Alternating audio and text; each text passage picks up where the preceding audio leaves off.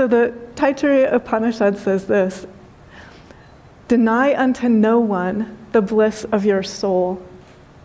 Let this be a divine law of your life. May you gather abundance of bliss and offer it unto all.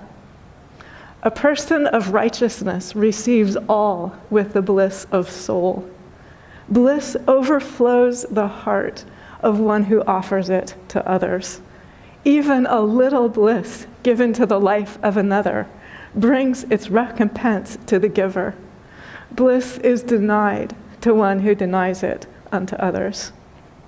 And so it's just telling us so purely and directly, if we are in contact with the laws of energy, with reality, with truth, with what is real, with what lasts, of course we will share the divine substance of our being.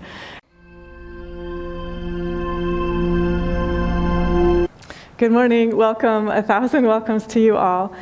And thanks for the opening meditation. It was such joy to meditate with you. Right now we are meditating on the topic abundance and joy. And this is part of our series on full heart living. It's the opening meditation. We'll spend 8 Sundays meditating on this topic. As we come into contact with our own heart energy, we are also in contact with divine substance. So the Upanishads make it clear that the energy of life within us is pure bliss. And so the yogis tell us that pure bliss is our own true nature. It is our own true name. It is always present. It is always available. And so a couple of teachings in words.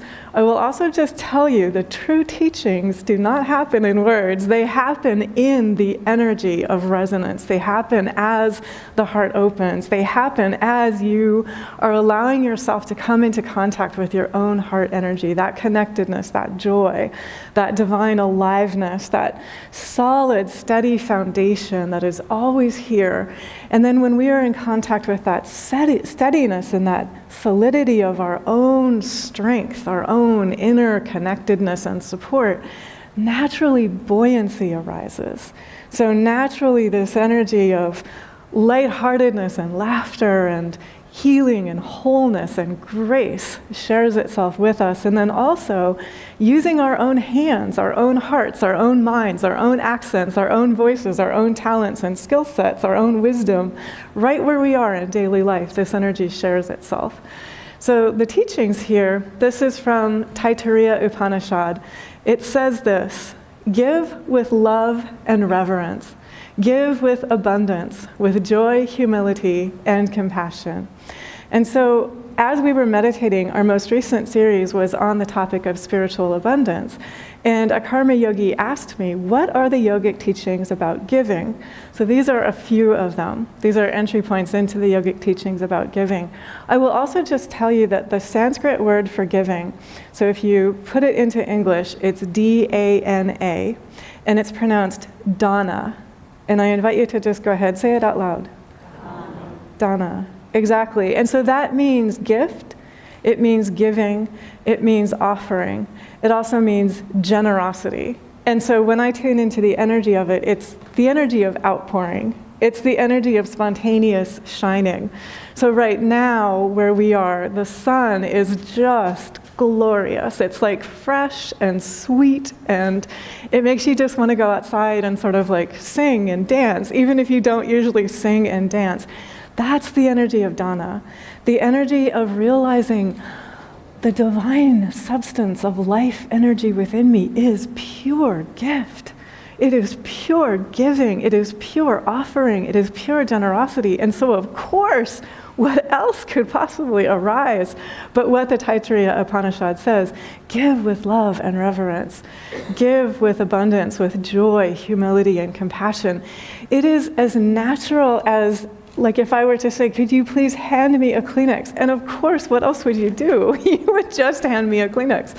And so this energy of joy and giving and offering and gifts and abundance and sharing, it is as natural as an in-breath and an out-breath. It is as natural as taking one step and then taking the next step forward. And so it is as natural as if you've ever had a conversation with a friend and you and your friend are just sort of like in this flow, this dynamic, smiling conversation, and you're smiling and your friend is smiling back at you. Like, that's the energy that's being talked about right here. If you've ever seen like the energy of light and it meets the energy of water, and you can just see like the light sparkling on the water, it's as natural as that. It's part of the interconnectedness, part of the wholeness, part of the allness. It is the energy of divine substance sharing itself through us. So the Taittiriya Upanishad, this might make me cry because it is just so pure. The Taittiriya Upanishad says that bliss is simply divine substance. Every one of us is connected to bliss all the time. Every cell of our body is the energy of divine substance. It's the energy of bliss.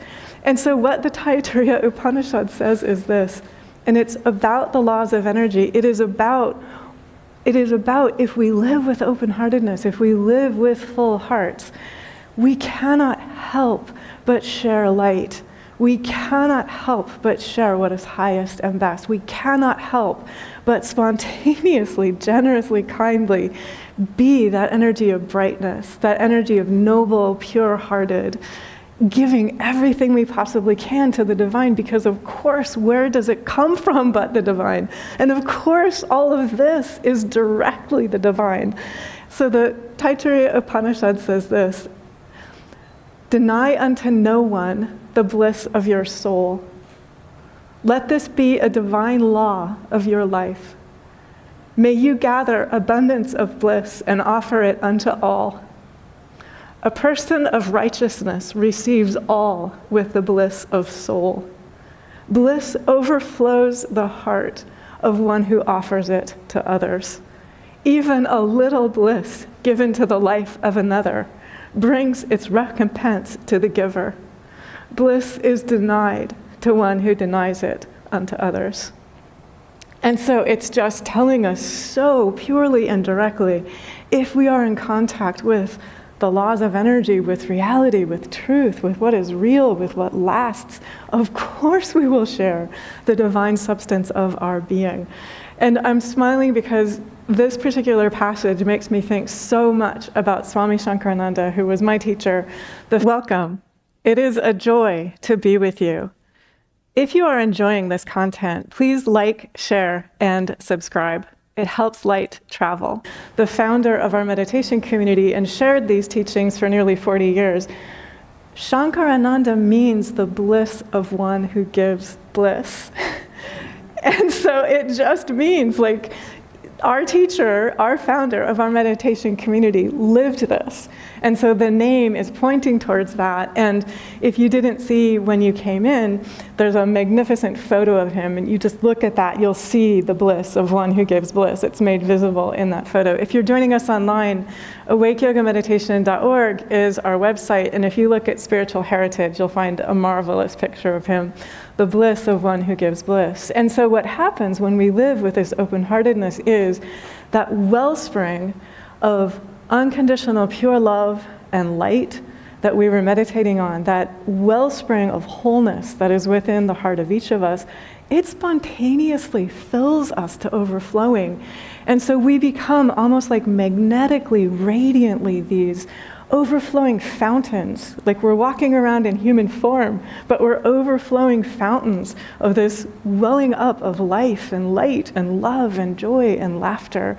And when we live in this way, what we understand to be possible changes. And so I also recently came across Swami Shankarananda said about meeting his teacher. He said, my life changed when I started practicing Kriya Yoga. When I met my teacher, my life changed. And I was deeply moved.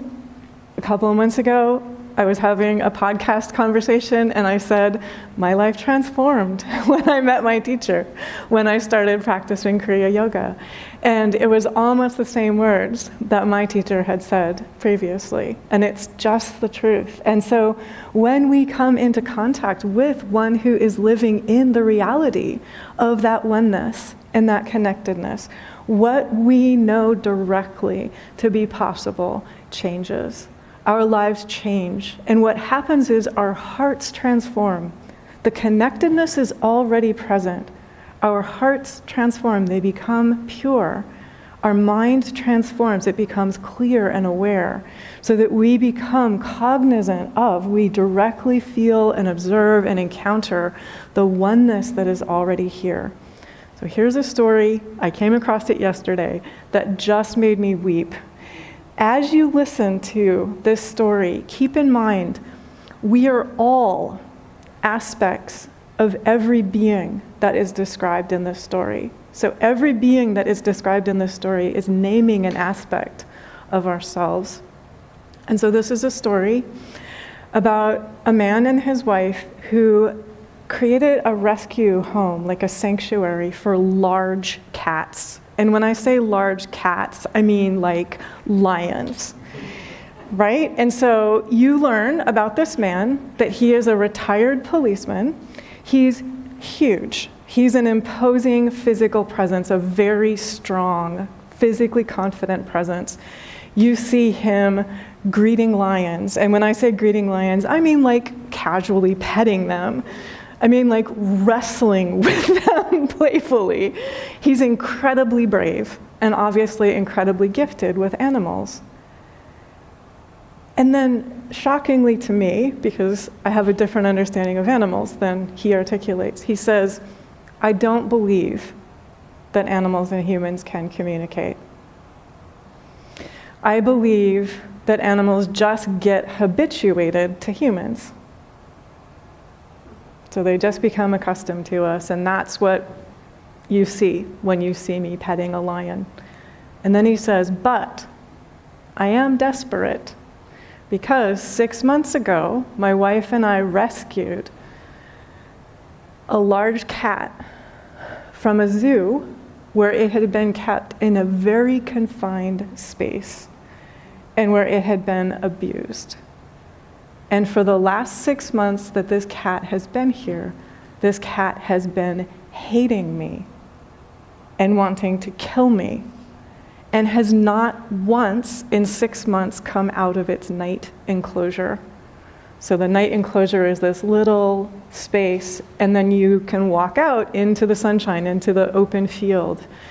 Not once in 6 months has this cat come out of its night enclosure.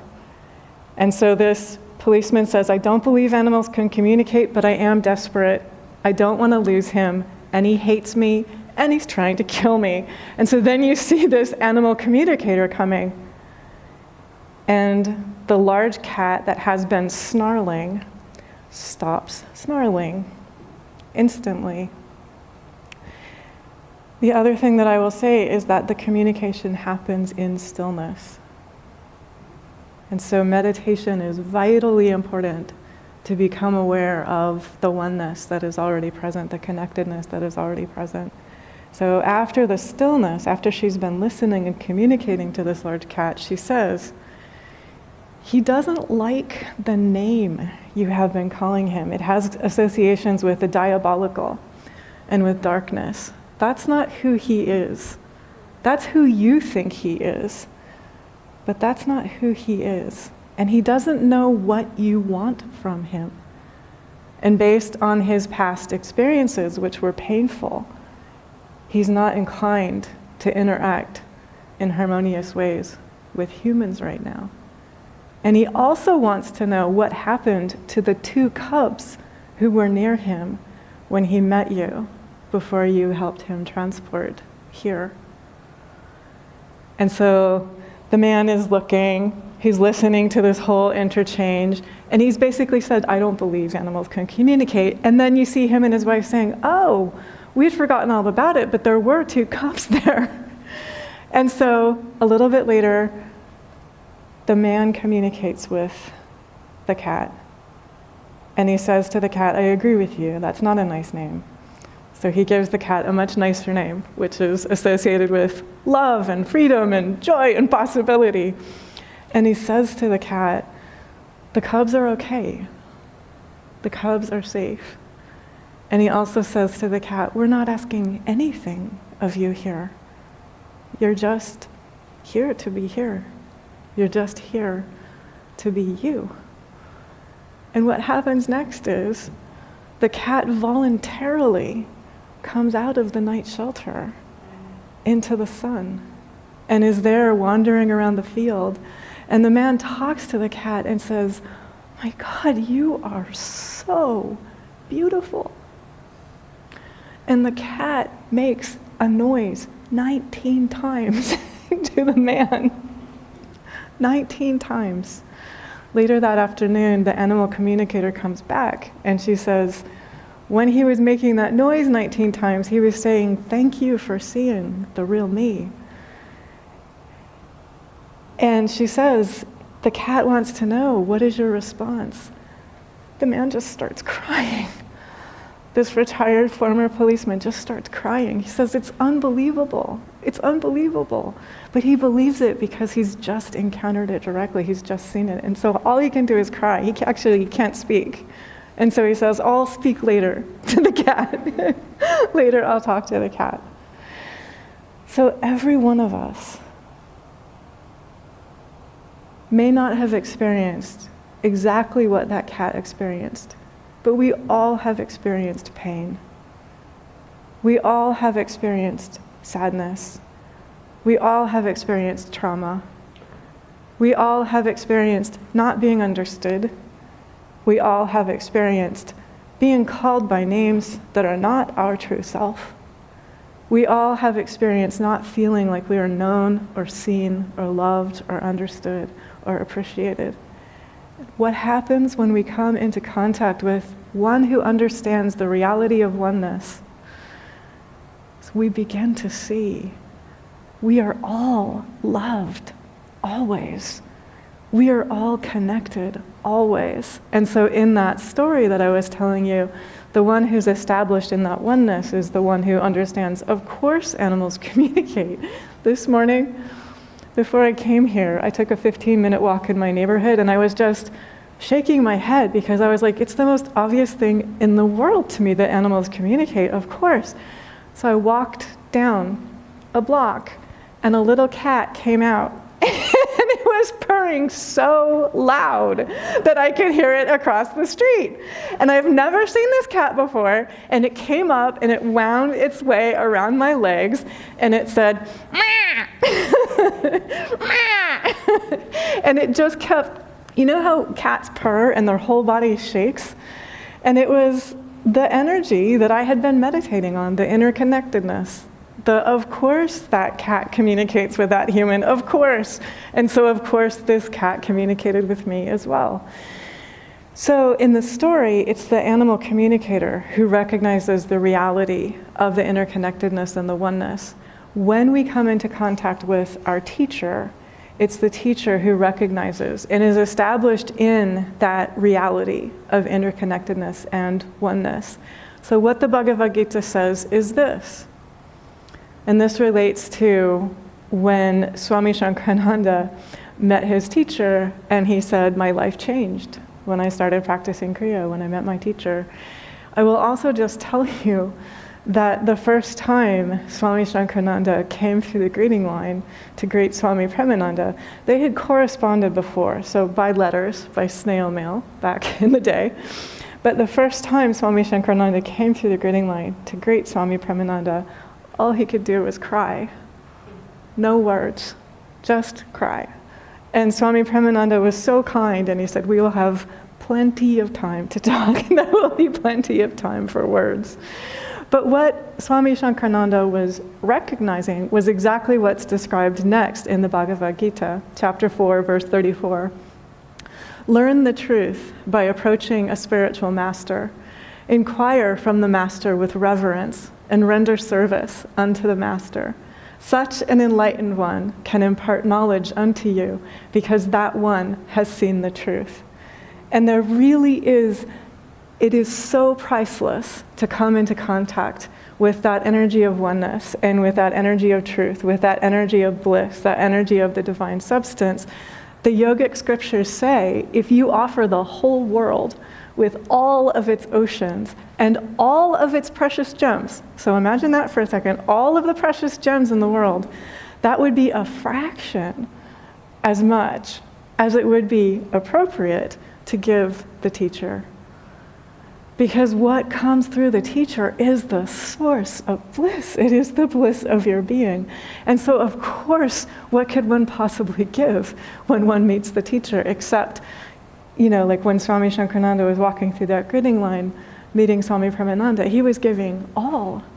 There's nothing else that you can give except all when you come into contact with one who realizes the all. And so it is just natural, it is just effortless, it is spontaneous. I want to come back to that story about the cat. Within each of us is that afraid, angry, pain-filled being. And when we interact with other humans, we might find it very hard to trust other humans if we are identifying with the aspect of ourselves that has been confined, that has been pained. In the case of the cat was actually abused by other humans. And this is unfortunately a part of what many humans experience in time and space.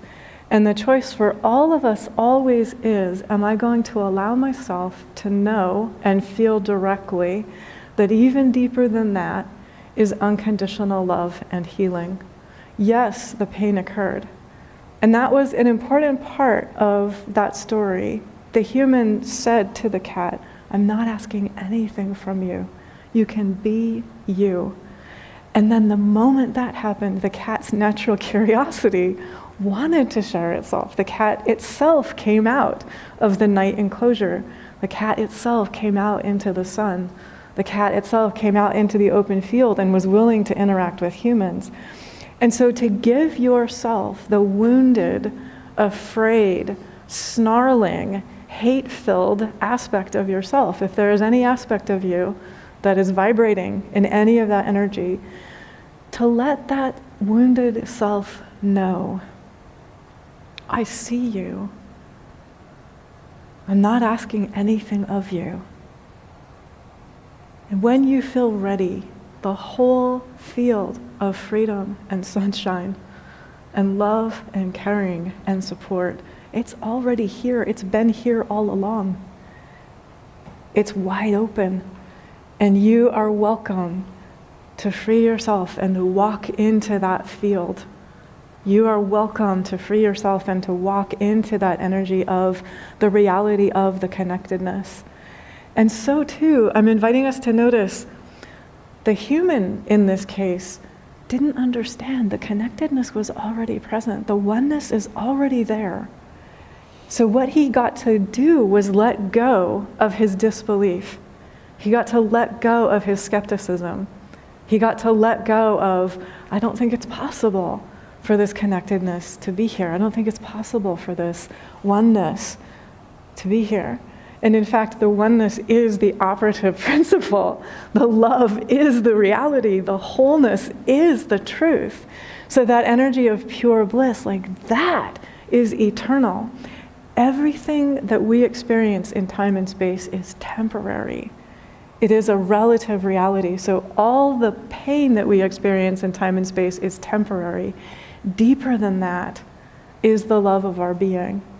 Deeper than that is this divine presence, this divine wholeness, this divine energy. Deeper than that is that wide open field of freedom and sunshine, which is present, which is waiting, which is available for each of us. And so it's wonderful to give ourselves the gift of realizing the oneness is already there. The connectedness is already there. The support and the caring and the presence, it's already there. The nurturing and the love, the kindness, the strength, the buoyancy, the dynamic vitality, it's already there. Everything that we long for, it's already in place. It's already present. And so we're melting away the skeptical aspect of ourselves that is blocking us from, instead of looking with our eyes, look with our hearts. allow ourselves to connect directly with that precious truth, which is already right there. That precious connectedness, that precious support, that precious nurturing, that precious healing. And what happens then is we realize that which previously seemed unbelievable to me, it was the reality. It was the foundation of my life. It was the breath that breathes through me. It was the in-breath and the out-breath. It was that natural, hey, could you hand me that? And your friend says, why, yes, of course. Because your friend is an extension of you. Your friend is an expression of you. The cat that I saw when I was walking this morning is an expression of me, an extension of me. The cat in that particular story that I told you about was an expression and an extension of the human who was interacting with that cat. So when we realize this, we also remember our own tremendous creative potency, so that each of us has the ability to create. You could call it heaven on earth, you could call it the New Jerusalem, you could call it the city of Brahman. It's just this field of freedom, this field of love, this reality of connectedness, this reality of caring, this reality of kindness, which is deeper than any human pain. And when we give ourselves that gift, we give that gift to everyone we encounter. And I want to just also say, most often we will be giving this gift silently. It will be an energetic sharing that happens through us wherever we are. So we'll still be doing our work. We'll still be going to the grocery store. We'll still be taking the bus. We'll still be taking a walk in our neighborhood wherever we live. And this silent broadcast of connection and awareness and of the divine substance of our being, which is bliss, which is this wellspring of inexhaustible, pure, unconditional love and light and joy, and what is bright and pure and noble and honorable and freeing and glad and generous, that energy just circulates. And so it just circulates. It's the in-breath and the out-breath. It is the one step forward and the next step forward. And so when we live in that way, Dana becomes every cell of our body. Every cell of our body, we are aware it is gift. It is offering. It is generosity. Every breath that we breathe is gift. It is giving. It is offering. It is generosity. And so everything that we are, everything that we do, everything that we share is part of that flow, part of that circulation, part of that giving, part of that offering. All of this is beyond words. All of this is in the tears that stream down the face of that man when he says, this is unbelievable. And yet, of course, to one who understands the connectedness and the inner reality of oneness, it's just the most natural thing in the universe. And it's the coming through the greeting line to meet your teacher and being only able to cry, because there is nothing like meeting one who is established in that energy of pure divine substance. And for all of you, you are that energy of pure divine substance. It is the life that beats in your heart. It is that which helps you be tucked into sleep at night.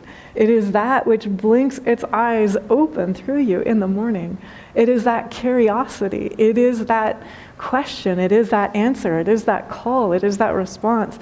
And it is our own self dynamically sharing and circulating throughout the universe. So all that we ever encounter is reflecting back to us that beautiful, that true, that good, that perfect, that omniscience, that omnipotence, that omnipresence, that Om. So it's that dance and that interplay between what is prior to manifestation, what is beyond what can be manifested, and then what flows and shines and shimmers and dances and sparkles and is absolute strength, and then also just absolute buoyancy and joy in time and space. Thank God, and God bless us all.